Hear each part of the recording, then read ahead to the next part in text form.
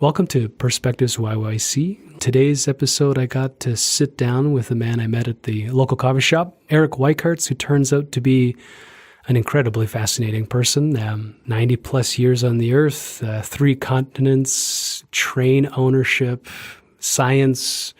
I don't know. There's a lot of cool stuff that he's about to talk to us about. If you get a chance and you're liking the content, if you could pause and perhaps give us a rating, a 5. We'll probably have to cut all of this out. Yeah, he just gets up and leaves, which is the correct way to end a podcast. And so, yeah, if you can have a listen, let us know what you think. But without even further ado, here's me getting to sit down with Eric Wicherts. I hope you enjoy.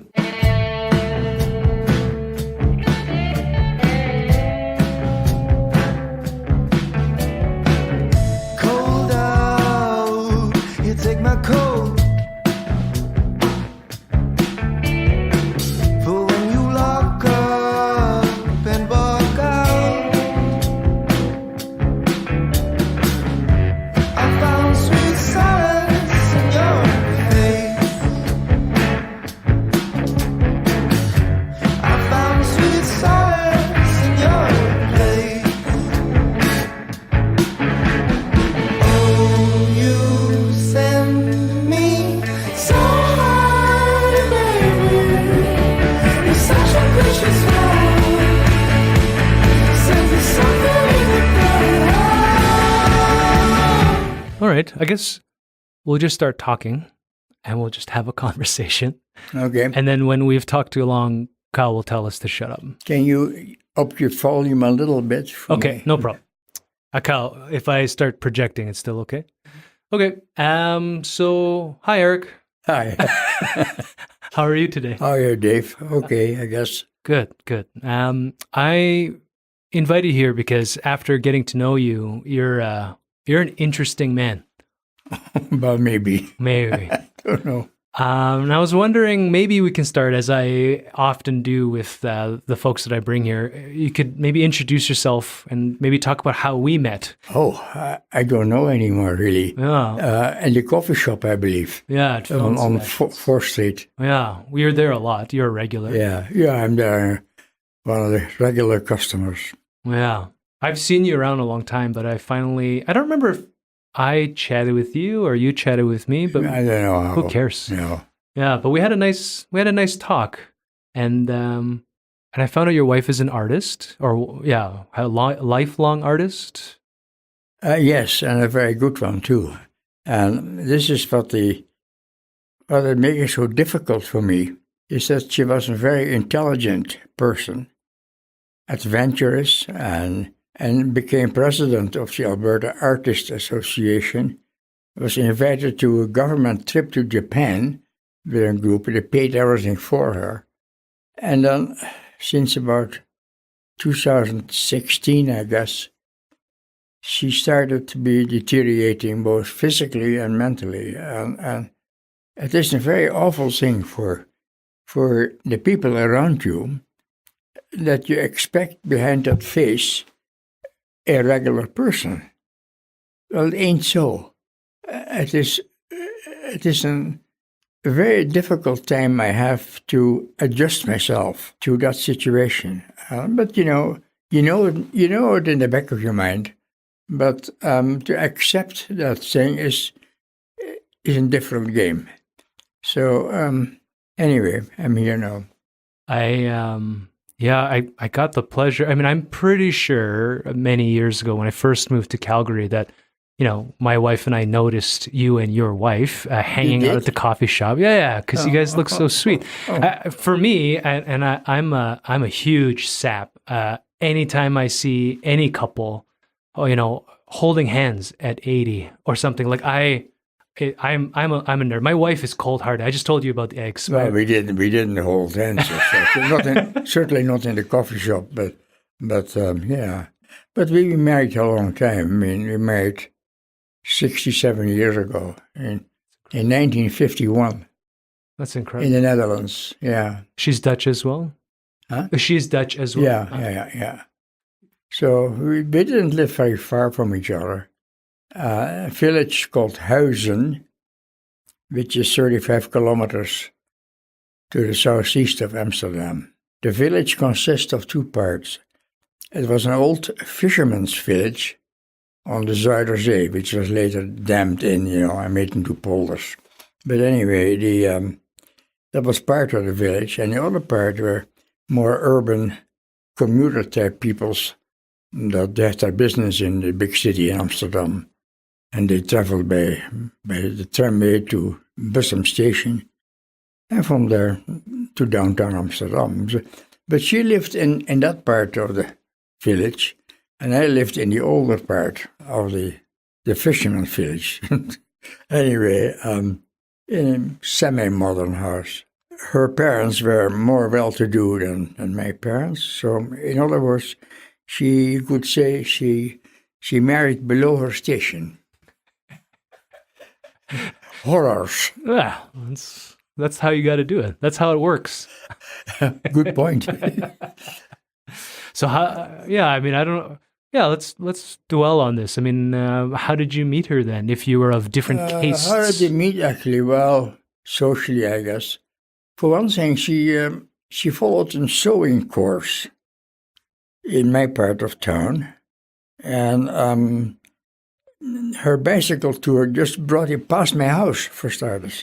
So, and she came regularly there. That's one way I saw her. But also our parents on either side, they knew each other somehow. And anyway, that's the way it happens. And then Andy went to, this is directly after the war, in 1946. She was accepted in the Arts Academy in the city. It was called the Rietveld, Rintveld, Rietveld Academy. That is where she took up her artist career in drawing. The first year in that school, they did everything. They did painting on oil, drawing, printmaking, textile business, that sort of stuff.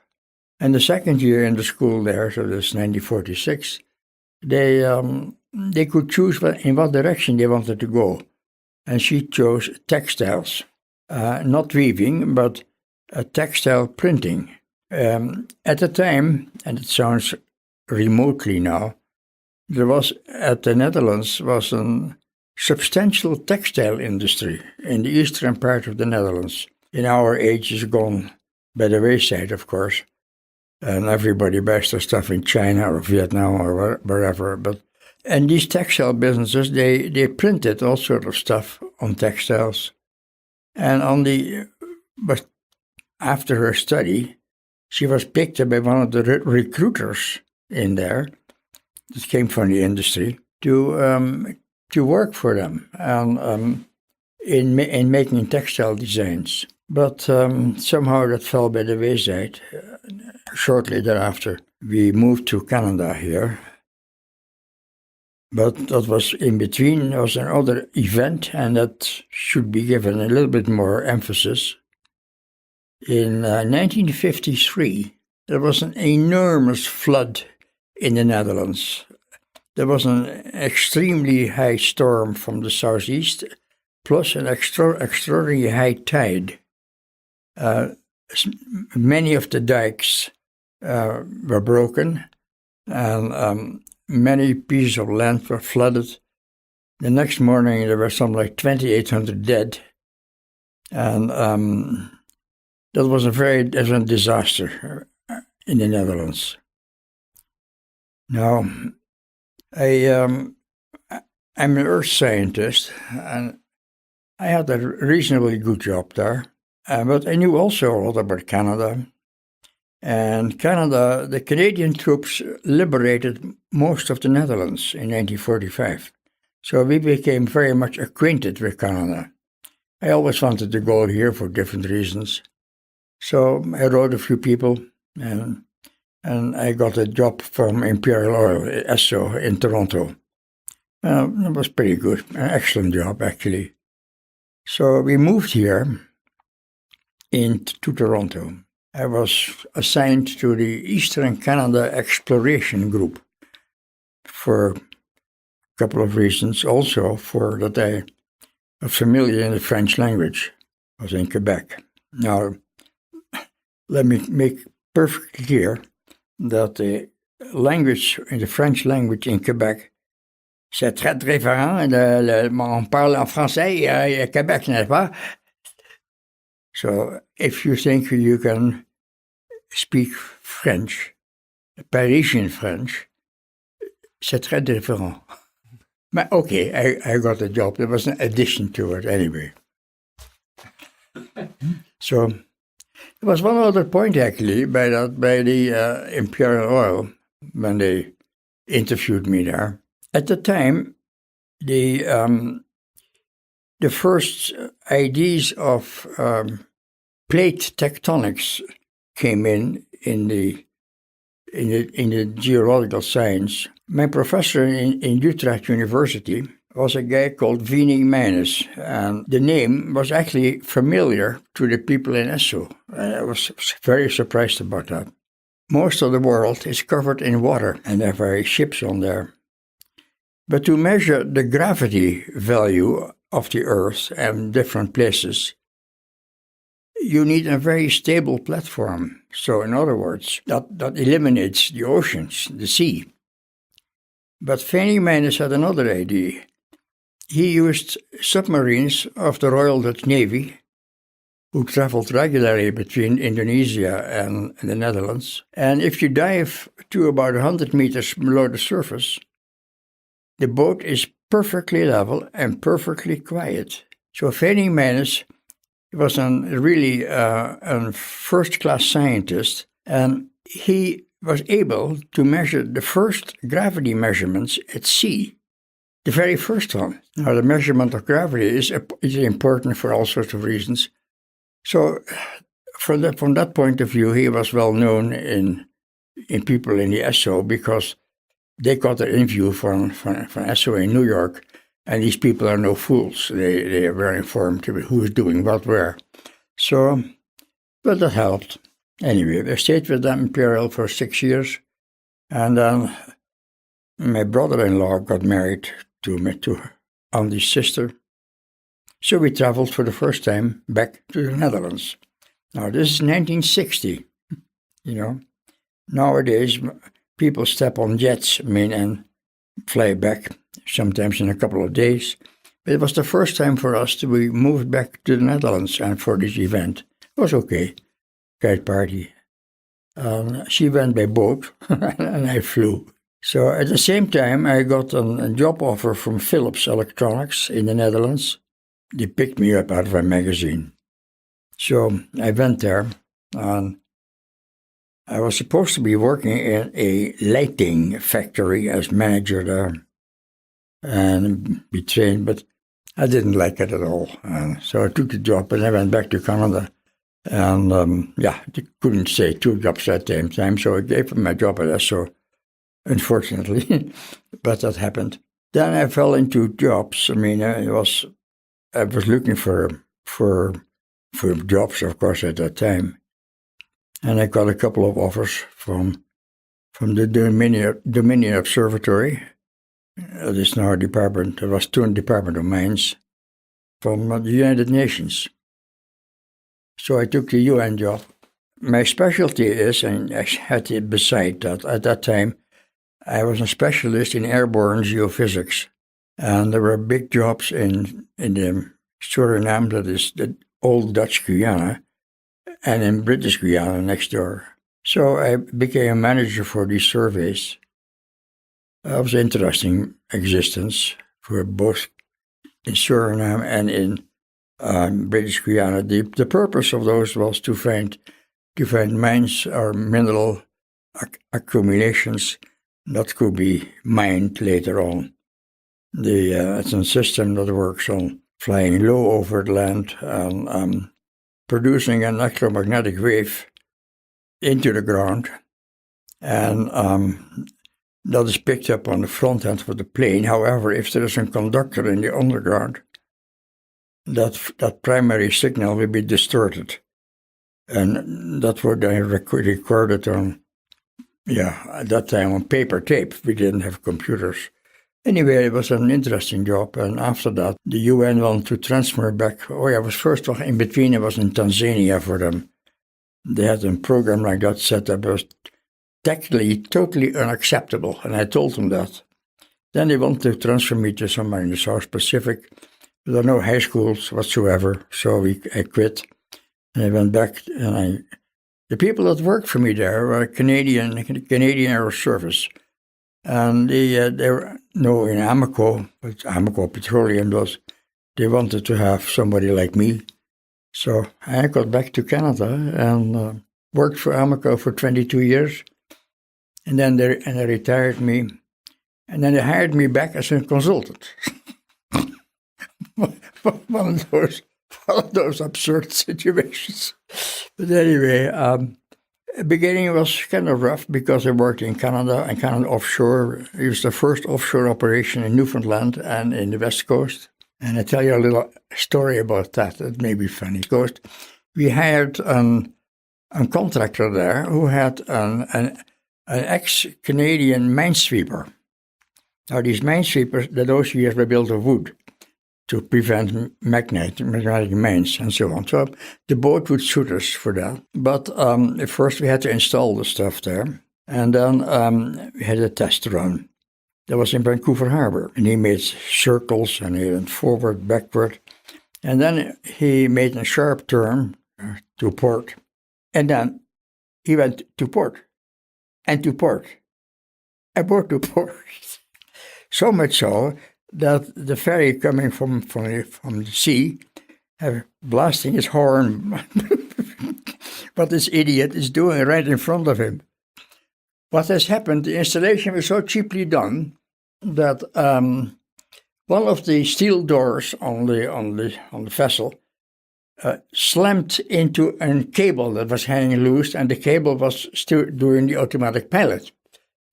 So, anyway, with most of effort, the ferry was able to stop instead of ramming us midships, And then we fixed that up.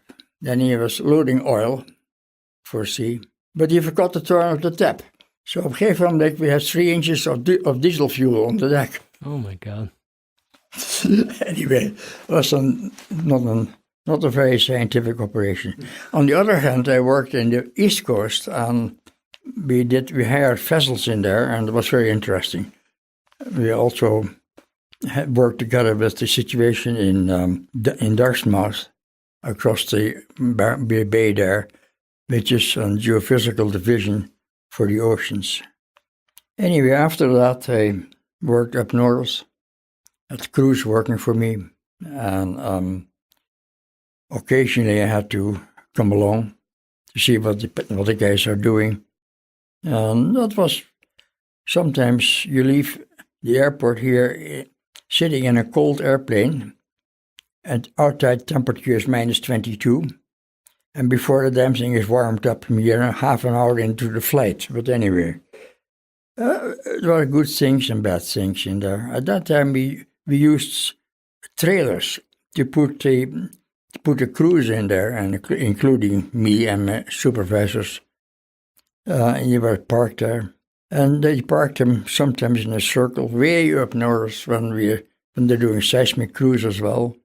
These trailers, they were part of the setup, and also the drilling crews or the seismic, but they couldn't stop the engines at those temperatures because they run down to minus 35 or so.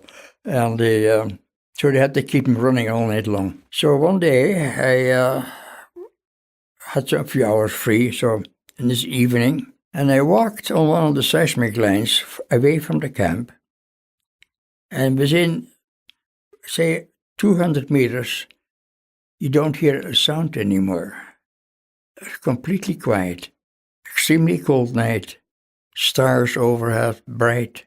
And I walked through that bush there, and then it hit me. It said, Jesus, you are alone here. Who else lives in these forests and the bush? How about a bunch of wolves? I'm a very easy prey. At that point, I figured, that's enough. I walked back. But it was an experience to to experience the high north in extremely cold weather and bright stars overhead, no light pollution. I worked for them till about, when was it, retired in 90 from Amoco. That was my career for the oil business in there. I did have another career, that's in the railway business. I was always interested in the railways in a big way. And I became a director on board the Central Western Railway. We bought a 100-mile section of CN. It was supposed to be abandoned in 85. And we moved grain transport in there from the elevators. In those years, there were elevators on every small town along the line there. And within a period of about 20 years, beginning in about 90, let's say 2000, all the elevators disappeared.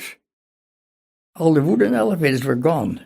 So thereby our business was gone as well, of course, because we serviced the small towns where the elevators for the grain transport moved, hopper cars in there, and I hauled them back a couple of days later. So CN could haul 20, 30 bunch of cars out in one haul to Edmonton. It was very profitable for them and for us too, but that didn't last very long. I also had a private railway car in an ex-CPR sleeper. There was a bunch of us called the Colonist Railcar Society, and I became president of that.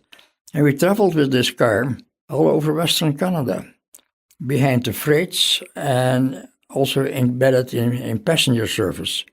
So it was an interesting job. There was a car built in the 1930s and was modernized in the 40s, but we had 12 sections in that and a private room. The private room also had a bathroom. So we had groups on board, and we traveled from here to Vancouver and to Prince George and to Fort McMurray, called Waterways, the end of the line there, and smaller branches in there as well, but small groups that we had on board. And it was an interesting operation. So then later, I was called by an outfit by the Dutch Railway Museum in Utrecht. And I knew some of these people, but not very well. So at that time, Ontario Northland Railway had bought 5 original TEE Trans-Europe Express trains from the TEE outfit that was made by the Dutch and the Swiss railways combined in the 50s. The train sets consisted of a power car, a dining car, a compartment car, and a car with open seating. But they had steering caps on each end. They were push-pull. They were, in the 1950s, completely air-conditioned. They had intercom, and they ran through the boundaries of that time, boundary-bound Europe. So they were ahead of their times by a generation. Okay, but later on, these trains ran between Amsterdam and Basel and Zurich, and later in Germany as well. And they were a great success, financially too. But yeah, they became older. Everything became electrified again after the war. And so these diesel units, they were a bit of a nuisance for many people. They smoked a bit. But anyway, sometimes they had them running in 2 sets at the same time, which of course, due to the personnel, were not particularly profitable anymore at that time. So the sets were set out for sale, and they fitted Ontario Northland perfectly between Toronto, Kapuskasing, and the northern towns of Ontario. So Ontario Northland bought the 4 remaining sets. There were 5 originally. One ran into an accident, human error, shall we say. The 4 train sets went to Toronto, and and served Ontario Northland very well. But then again, they became 20 years later, they were getting older. Ontario North wanted to have newer equipment. So they were put up for sale. And then the museum in Holland wanted to know if I could bring them some of them back. Well, for them it was too expensive, but a Swiss group appeared on the scene and they hired me as a manager for that. I worked for them for a couple of years too. That was after my work for Imperial and Esso and Amoco. So I bought the four train sets, what was left of them after a lot of vandalism. It was amazing the attitude of the crews in North Bay, where Ontario Northland is based. When they heard that the train sets that were sitting in the yards over there were sold, they were enthusiastic about it. They restored the doors opening, they restored the windows which were broken, they looked after the brake systems and the coupler systems, and they were so good. And then it turned out that our Swiss friends didn't have the money to do it then. So I was kept busy for about 3.5 years to keep Ontario Northland happy, because they wanted the stuff off their yards, of course. And that was sort of an admin thing, but finally we did it, and then we moved the stuff over all the way to St. John, New Brunswick, where the boat was waiting for them. So from that point off, it was their operation, the Swiss, I mean, and they went to Hamburg and a few other places. But they're now in the Netherlands again, because the group that was originally doing this didn't have any more money or whatever. That's beyond me anyway. But that was an interesting operation, particularly on the road from Montreal. We started in North Bay, and when we ran behind the freight, a 40-car freight to Montreal, to the Macmillan Yard. They put down there, and then they wanted to move us in front, in other words, behind the engines, and 120 loaded car trains with freight. So at that point, I was at CN's office, and he said, "Look, this stuff is not built to hang 120 loaded freight cars behind it." No, they could see that. So we were put on the back of 120 cars freight. Now, in the brake system, there's always a slight relay from former end. And in the passenger services, they have a delayed relay to prevent the shock from moving and turn away in normal situations. But they couldn't set them to direct release. What happened when the long line of freight cars had started to brake, our brakes jammed. Result, flat wheel. Very bad flat wheel. We were set out on the siding near Brockville. At that point, a CN service truck came by, sporting a sign on the outside, "Emergency Response." So I was sitting there, and I thought, "Oh, Christ, what's this?" But it turned out to be for something else. And then I asked what we could do about these flat wheels. And they were able to handle that off as in place, which was very helpful. Next train we could take over via Kingston. And beyond Kingston was a brake application, and the brake system, the brake couplers broke between the freight cars ahead of us and ourselves. Turned out to be in poor weld in one of those coupler systems. So again, we were set out there. But we were sitting on the main line, on CN, on Friday afternoon. There were 2 passenger trains blocked on either end of us. You could hear the curses in CN office in Montreal. Luckily, there was a switcher somewhere nearby, so they halted out and we were put on a siding, so the traffic could flow on the main line of CN. But it was like, I was really sweating blood at that time. But we were sitting there, so eventually CN got so annoyed with the whole situation that they sent us a private locomotive. So we could move privately from there all the way to Montreal, to the coast. Originally, I had proposed that to the Swiss to do it that way, But no, they didn't have all the money for it. So all the other adventures, they would be forgotten. But anyway, that worked well. So we went around, we went through the night, and we ended up in New Brunswick in the morning. Ice cold. There was no heat on board, of course. So I asked the crew, where can we get a cup? We had to stop there. Where can we get a cup of coffee here? Oh, there was no problem, says we go about 10 miles down the road here, and there is a cafe along the railway. Okay, so we waited for a minute. At the same time, opposing traffic came by, and we had the Swiss and the German film crew on board. The opposing traffic turned out to be a CN freight loaded with tanks, personnel carriers, anti-aircraft guns, howitzers, and we had a German film man on board. Ach, das ist ja schön, nicht? Das ist ein Militärzug. And I thought, you guys never change. And then we moved back to our cafe, and we had a cup of coffee and a breakfast and everything else. And then we had that, and later our train came by, and we went on our way. So that was a helpful thing. But finally, we ended up in Moncton. Moncton is where the main branch of the CN goes south to St. John's.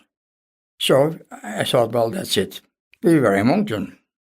And we're still in Moncton. And we had a ship waiting on the other side at the harbor in St. John's. Nothing moved. So I got on the phone to CN. Said, what's going on here? We're supposed to be on that boat very shortly. Oh, said the guy there. Yeah, let's have a look. Oh, listen, there's an outstanding bill here of $68,575.33. What are you going to do about it? I thought, for God's sake, the goddamn Swiss had to pay the bill in advance.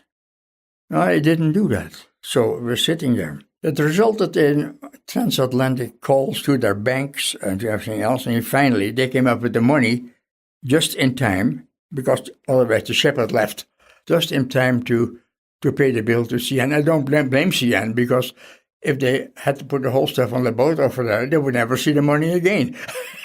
So, anyway, but at that point, when it was put on the boat, it was the end of my involvement in that particular job. What do you want to know?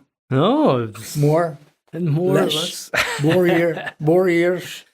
Well, it's fascinating. You gave us a bird's eye view of the whole. Yeah, I had an interesting things to do in my life, and I think so. Maybe not, but I'm also a sailor, and I sailed on the West Coast several places. I circled Vancouver Island on my own, and a few more things. So that was another part of me, I guess. I have 3 daughters. They live on the coast. I have all their offspring. Oh, whatever you want to know, guys. I mean, from here on in. Your daughters were born here or all around the world? No, one born in Holland, one born in Canada, and one born in South America. Oh, it's incredible. Yeah, because your life moves around. You're a global man, Eric. Oil business. And are they all now in Canada? Yeah, they are here. So my eldest daughter is retired. Second daughter is, let's say, just very rich. Her husband had a business, and that went very, very well. Andy and I, my wife and I, we don't really know where the money comes from, but it doesn't matter. And my third daughter is an occupational therapist, and she has to haul her money every day, again, like the birds. Well, I mean, I guess maybe what I wanted to focus in on a little bit was, all of this global, fascinating life, and we could probably spend a whole afternoon talking about your experiences. But if I bring it back to Calgary, to Canada, and other than oil being in Calgary and kind of setting you up here as a home base, do you have any reflections about Calgary in general that maybe kept you here instead of moving to a tropical country? Or I do. We came from Toronto area to Calgary by train on the Canadian, and we ended up here in '66. We had 2 adjoining bedrooms ourselves, and the kids. Was very nice, actually. And then we came to Calgary and settled here. We felt immediately happy here. Calgary was only 300 20,000 people or so. But the atmosphere in Calgary was so different from Toronto and from the people there that we were actually quite happy when we came here. And the Western atmosphere, many people in the East have not experienced that. We were in Toronto, of course, big city there. A lot of we lived outside, but in Calgary, it was very nice people, and they were friendly, and they were interesting. So we were happy in here in Calgary. Shortly afterwards, the oil boom started to come in Calgary, and there was construction everywhere.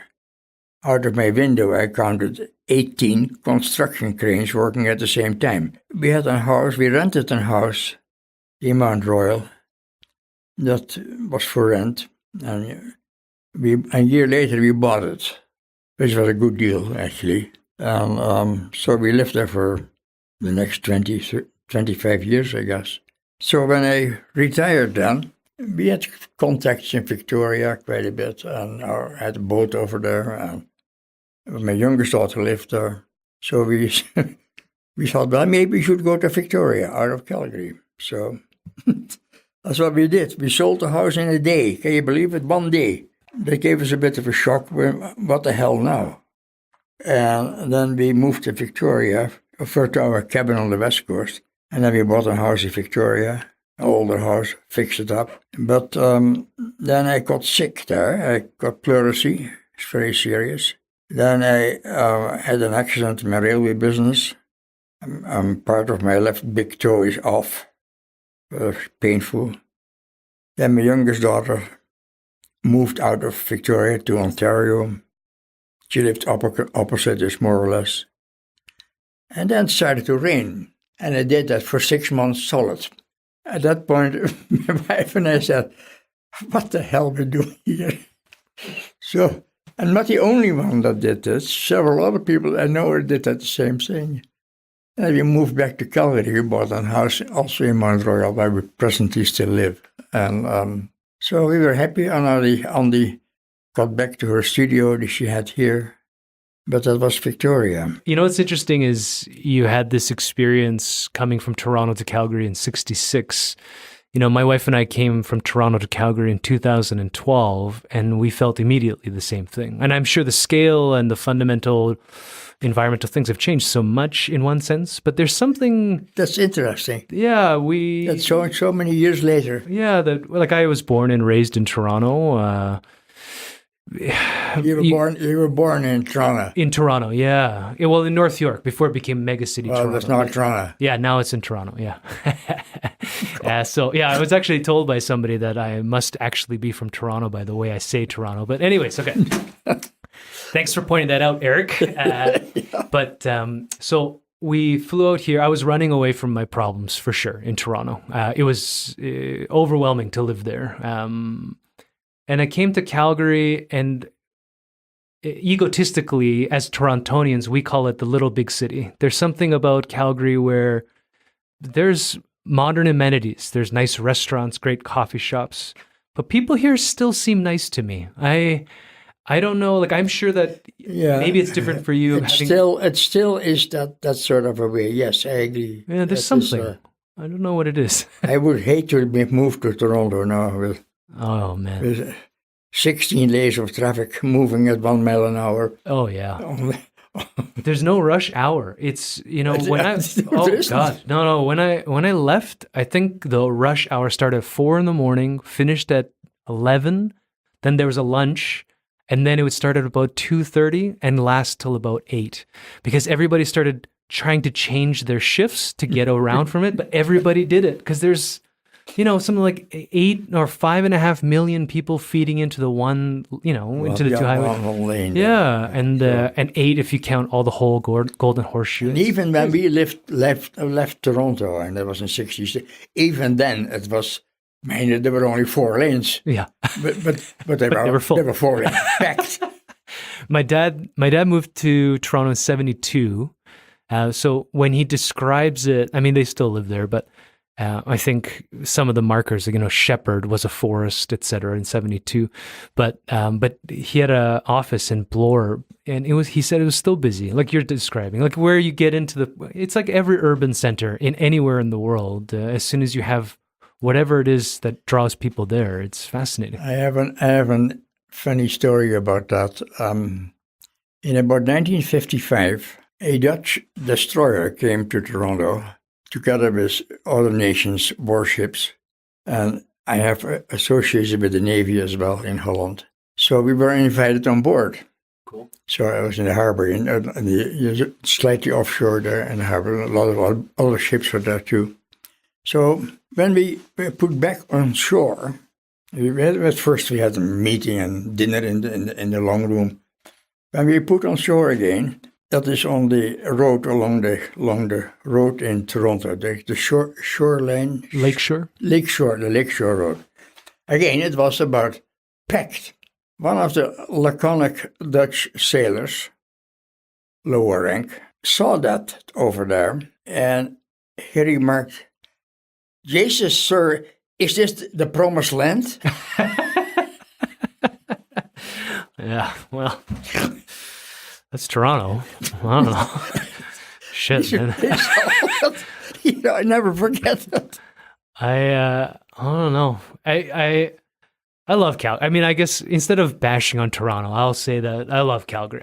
I don't know what it is yet. I don't want to know, actually. If I can define it, then I've screwed something up. Anyway. But it's great hearing that you felt that way in 66. So I can't be wrong. There must be something. It's quite different, yeah. Wow. Look, you guys, I think I have to move. Okay. Oh, we have a few minutes more if you wish. Yeah, no, let's do this then. I think that maybe I'll ask you this. I mean, with respect to your amazing wife who I had the honor of meeting last week, about your wife, about art, about Calgary. Oh, yeah, well, that's a long story itself. She didn't have her matriculation in the Netherlands, but there was apparently a program, U of C, that for adults, that it said that she could join and then have some early specific courses, first in English, of course, and she could join the student situation there. So she got involved in the Department of Arts in University of Calgary and eventually graduated with a BFA. She also had a family at home, and therefore it took her 7 years to get the BFA. And then she and another lady, Liz Allen, English lady, they graduated at the same time, more or less the same age. And they thought, well, maybe we could set up a studio between the two of us. And sure as hell they did. It's called the Station Studio, because it was meant for many people to come in and out there. So Liz Allen was a lithographer, and she bought a lithography press. And Andy was a printmaker, and she bought a press for intaglios, and printmaking press. It was set up in a studio, and other things as well, like an asset cupboard, when she could asset her plane, her zinc plates and so on. Anyway, the studio was a great success for many people, and she sold, and Liz sold out of that many prints or artwork out of that. It lasted for 20 years, the Station Studio. Then they were kicked out of there because of rent and whatever. And in our house, near our house, there was an area in the garden that where never anything grew, because of the high pine trees. So we decided to build our own in the garden. It was called the Garden Studio. And she did a lot of work there. Although she couldn't make etchings, but because there was no ventilation for the acid due. But anyway, she made a lot of watercolors and colored prints that she printed somewhere at the U of C, and so it was a very successful career until about 2016. At that time, she started to show signs of deterioration, physically and not yet mental, but mentally came very shortly after that. And so the studio is closed now, and So that was her career, but she had a very busy life socially, and she did, for instance, also, she worked as a volunteer making arts in a palliative care. That was in between there. And then she was a member of the Horticultural Society, for which she did pen drawings, quite a few. And then she became president of the Alberta Artists Association, where she was invited with a bunch of artists to Japan. That was a government-sponsored situation, and she and a group of other artists were invited to Japan and stayed there for a couple of weeks. And the artworks were also transferred by CPR for free. So, she was very active in all sorts of things. And perhaps this is why it hit me so hard that she is now, more or less going downhill, because you tell her a story one moment and then she can't repeat it. Or she asked, "Did you have dinner?" I said, "Yes, of course I had dinner." And the conversation goes on for a few minutes, and then she asked again, "Did you have dinner?" I said, "Yes, I had dinner." Anyway, no more of that. Well, I guess my thought before we finish was to garner an idea of your historic idea of the art scene in Calgary, but maybe instead of that, because we can always revisit it, and we can always talk again. But I wonder if at the end of all of your incredible life, is there anything in a short sense that we should approach life? Like, is there any secret? I mean, you've done so many cool things, Eric, and I wish I had started this podcast 2 years ago, because your wife sounds like someone I needed to talk to. I would say two things. And number one is that if you're involved in a job, doesn't matter what, do and finish it as good as you can. In other words, don't cut corners. I mean, do the best thing you can for it. The second thing is that be kind to anyone you meet, even if the guy is a jerk. I mean, just let it blow away from you and don't worry about it. Although it is sometimes fairly hard, I know. But be kind to people. And finally, my contribution to charity goes exclusively to the animal world. I do PETA, that is in mid-organization in the States, the shelters in here, World Wildlife, and that sort of stuff. Humans can more or less look after themselves, you hope. But animals can't. And they're persecuted and they're misused. And so that's why I'm supporting the animal world. But, there's one more. Women's shelter, actually. I pay for that too. That's the only one. So that's what I can say, sweeties. Thank you, Eric. You're welcome. Yeah, maybe we'll come back and talk about the war. Pleasure. Whatever you want to know. Tell you some interesting stories out of the war years. Yeah, shit. We didn't even touch the real stuff, but no, that is not all the guns. Thank you, Eric. Well, you guys are welcome. Yeah, and I hope kids are used to you. Yeah. I don't know. Thank you. Close now, it's all a dream. Fall out from being blown to smithereens. I found sweet solace in your face. I found sweet solace in your face.